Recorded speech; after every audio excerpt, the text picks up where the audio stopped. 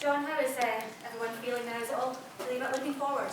That's the main message. Gaffer giving us 24 hours after the game. There was clear disappointment. Of course there was. It was a big occasion for us, and the result went against us. But like I mentioned post-match, we could either sulk about it or roll our sleeves up and get on with it. The task remains the same, and that's what we'll be focusing on. Easier said than done, though. But how are you feeling now? You've got such a huge game on Friday. No, we're looking forward to it. The training's been good. Everyone's back in a positive frame of mind, and we know the task. We know we need to get out of this group, and starting on Friday we've got another opportunity. We missed that one the other day, but an exciting game Friday, and one we've all been waiting for. What would it mean to win this game at Wembley? Yeah, it'd be nice. It's a game where I've kind of been on the periphery of it a couple of times. I was in the stand for the 3-0 win at Wembley, and I was in the provisional squad for the 2-2 at Hampden, so I've had a wee bit of a feel for it, and it's a game I hope I can relish, and I'm sure the other boys in the team will be the same, and if we play to our best, we know we can get a result. In fact, you know a few of the guys that could be playing, and you've played against a lot of the other ones. Can that help you a bit? It can help a lot of us. We compete against the majority of these guys week in, week out, and we seem to hold our own, so it's about passing that message on to the guys maybe that are based in Scotland or elsewhere, that we can more than compete with these guys. They're an excellent team, don't get me wrong, full of top players both in the starting lineup and on the bench, so we'll work on England the same way we did Czech Republic and then Croatia after that, but we know that if we play our capabilities, then we'll give England a lot of problems. John, your club teammate Tyrone Mings said that you would be spying on England and then feeding back to the Scotland camp, that you were very good at going through and analysing videos of the FA were posting. Has that been happening? Well, it's 1-0 tie. No, I like to keep an eye on the opponents, but it's been a wee bit busy. I've been focused on the Czech Republic game. I'm not really been focusing on what England were doing, but I do like to see what they're up to, be a wee bit nosy, and maybe if I notice something, use it to our advantage. So I'm sure Tyrone, Jack and all the others at England will probably be doing the same, but they might not admit that. Has there been any messages back and forth between you guys? So with Tyrone, he obviously played really well the other day. I was delighted for him because he's got a lot of critics and he's always got people to prove wrong, and I think his performance the other day shut a few of them up. So I was pleased for him. He's a good teammate, friend of mine, so I was delighted to see him prove those critics wrong. I mean, if he decides he wants to mess up on Friday, I'll be delighted, but it's about getting a balance. Obviously they're my club teammates, but all of us are professionals. We've all got ambitions, and whether we're friends or club teammates, we'll not let that get in the way, and we'll be professionals. So I'm not going to ask them if they're playing what their formation is, because I know I'll get rubbish back. Some might see playing against England at Wembley as being an intimidating occasion. But you've scored at Wembley before for your club. How are you approaching that occasion, and how are you feeling about it? Well, the main message for us is to treat it like another game. If we play with too much emotion and passion, then it might end up going against us. We might end up with 10 men in the park. So we've all played it. Well, not all of us, that's not fair to say. A lot of us have played in big games at Wembley and have experienced it before, so we'll be passing on our sort of experiences of it, and we will not be fazed, not one bit, going down there. We've all had experience of big games, whether that's in Scotland or in England, so we'll be ready for Friday and hopefully get a better result than Monday. Can you score again at Wembley? Aye, can do. Maybe if the Czechs stay away from blocking it, then one of them might go in the corner. John, we're talking on TalkSport today to Jack Grealish. What's your message to Jack that we can play to him? No, it's a difficult one. Obviously, Jack, one of my closest mates, both at Villa and away from football, but I just hope that he doesn't play on Friday, because I know how good a player he is and what he can bring to the England team. So I'm hoping from a Scottish point of view he's watching the game and not part of it. Were you surprised he didn't start in England's opening game? I know what he's capable of, I know what he can do, so I'm not the England manager. He decides the team, but he's one of the best players in the country, if not Europe at the moment. So if I was the England manager, I would pick him. Who do you fear in the England team? No, it's not fair to pick anyone out individually. I think they've got even players like Ben Chilwell, Jadon Sancho missed out on the subs bench the other day, which is mental. Sancho could end up at Man United if rumours are true, and then Ben Chilwell just won a Champions League with Chelsea, so they've got strength and depth, but for the first time in a long time we've got strength and depth, and as many players that could start the game on Friday could quite easily miss out, so it's about focusing on us and giving England something to think about. A lot of pundits have felt that the midfield was almost bypassed at the weekend. Was that your take on it? Was it a frustrating afternoon for you and Scott? It was a bit of both, I think.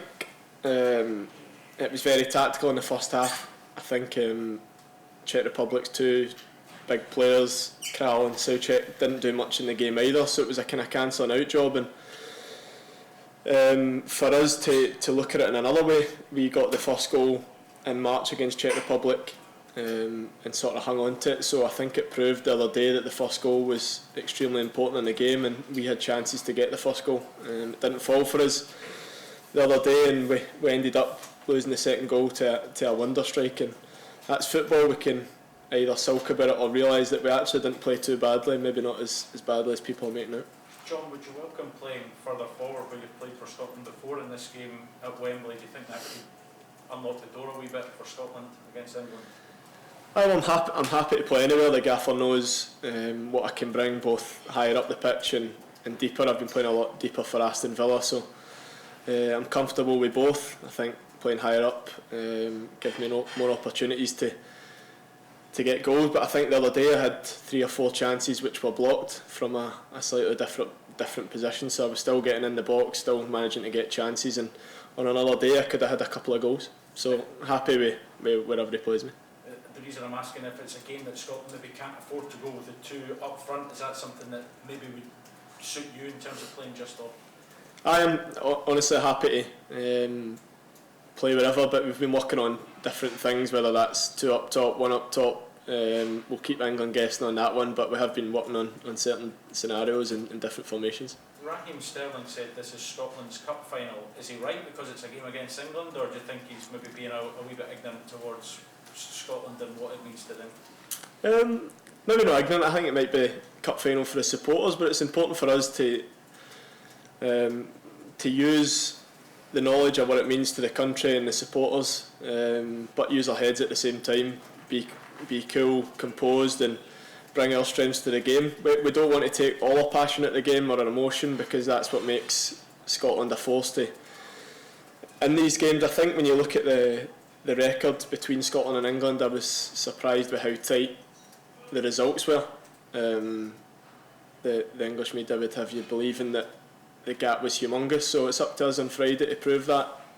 We'll try and be cool customers, but we don't want to take the passion out of us too much as well. When you look at this one, John, do you feel Scotland have to take something from it, and if so, does that come with a danger of getting the balance between defence and attack right? I think the manager made it clear before the group, if the first result doesn't go our way, we just focus on the next one. Obviously the format gives you an opportunity for all 3 games, but we can't affect other score lines and results, so our focus, even with the other game in the group going on at I think at 5 or 6 o'clock on Friday, we can't focus on that, because if we don't get anything from Friday night, there's no point looking away, looking over our shoulder. So we know what's needed, but we'll keep that in-house, and we will go there for the 3 points and take it for there. John, ideally you probably need a result from this game, but will it help the fact that you're going to be underdogs going into this game rather than favourites, which you were probably in the first game? I think we'll always be underdogs, no matter if we won on Monday or not. We've got a population of 55 million, we've got a population of 5. They've got worldwide superstars all throughout their squad, so we're always going to be underdogs, but hopefully it will suit us, and we've got a few wee superstars in our team as well, so hopefully we can play well and cause them problems. Speaking of one of those superstars, how much would it mean if Kieran Tierney were to be available for this game? How much of a difference would that make? Well, Kieran's one of the best full-backs slash left centre-backs in the world at the moment for me. Arsenal's best player by a mile this season.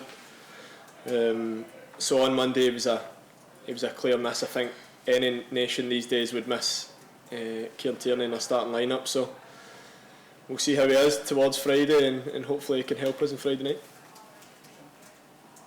Go to Alison on Zoom. John, as tough as this game's going to be on Friday, in a sense, is it the perfect next game given what happened at Hampden on Monday? I think you could say that. I think I can speak for on behalf of all the players that the game can't come quick enough. We are extremely disappointed. The whole occasion on Monday was what we've dreamed about since we were young, even walking out before the game. The atmosphere, the togetherness we felt throughout the whole nation, and there was a wee feeling of letting them down because we wanted a positive result, but the breaks didn't go for us. After analysing it, it could definitely have went the other way, so the confidence is still there, and no matter who the opponent, we're really looking forward to it. And I can only speak for myself here, but I wish the game was tomorrow. Andy Newport. John, mate, you spoke here, Lauren, about not being too emotional going to Wembley. I mean, being at the game on Monday there was only 10,000 in the place, but it felt like 50,000. Was there an aspect to perhaps that might have been, you know, what led to the performance and the result we saw at the beginning? That you were a bit too emotional with it all? No, I don't think there was any emotion in our performance on Monday. I think the start of the game, first 10 minutes, we had the Czech Republic penned in. They had 3 or 4 clearances out the pitch, and then after we conceded the goal in the first half, it was probably the best period of the game we had. At the start of the second half, we had them penned in, and as much as it's a complete wonder goal, he maybe doesn't take the shot on if Czech Republic had a better spell in the game. So I don't think there was too much emotion. I thought overall we created enough chances to at least take a point in the game, and if we were too emotional, then we wouldn't have made those chances. We wouldn't have made the right decisions at the wrong time. And on another day, a couple of chances, maybe a couple of saves from the goalkeeper, a couple of blocks go our favour and deflect into the net. And just what you're saying about Tyrone having to shut up a couple of his critics with his performance the other day, I mean, there's been a wee bit of, you know, stick coming your way since the game.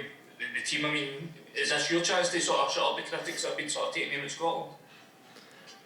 I've honestly not read any criticism. We've not really had time to sit back and properly look at what everyone's saying and what everyone's opinions are. We debriefed the game in-house. We were extremely disappointed with the result, but when we watched it back, we did realise that the game could have swung either way. So it's important us as players don't read too much on what's going on the outside.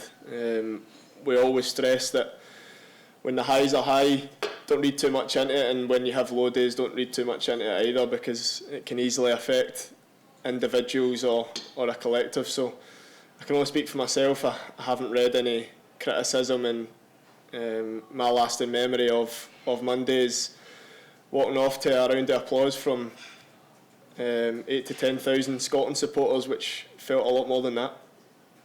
Final question from Roddy. John, hi.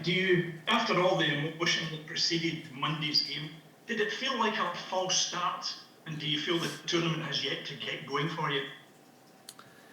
It was a false start in terms of result. The important thing from Monday was to try and get at least a point to set us off in the right way in the group, but that would have been the easy way, but it never seems to happen with Scotland. If we happened to do it the easy way, it would have been a 1-0 victory in Serbia, and everyone would have been in their bed before midnight, but we decided to let Serbia get a goal and do it the tricky way, so hopefully we can follow the same path and do it the Scottish way or the hard way, if you like. How did you guys all rally around Marsh after the game? What did you say to him? And how did you lift his spirits? No, there was no need. This was a goal that will be talked about for years to come. I was right behind it, and it still actually gave me nightmares watching it swing round. It was an absolute wonder goal, and I think if you're asking me how he is, he must be getting some criticism for it, which I don't quite believe, because we wouldn't be holding this press conference if it wasn't for Marsh. His penalty heroics have got us here. And overall in the game, Marsh was excellent. He made 2 or 3 brilliant saves at important times. So, top goalkeeper, and that opinion won't change from us as players. So, I'm sure he'll put in a good performance on Friday night.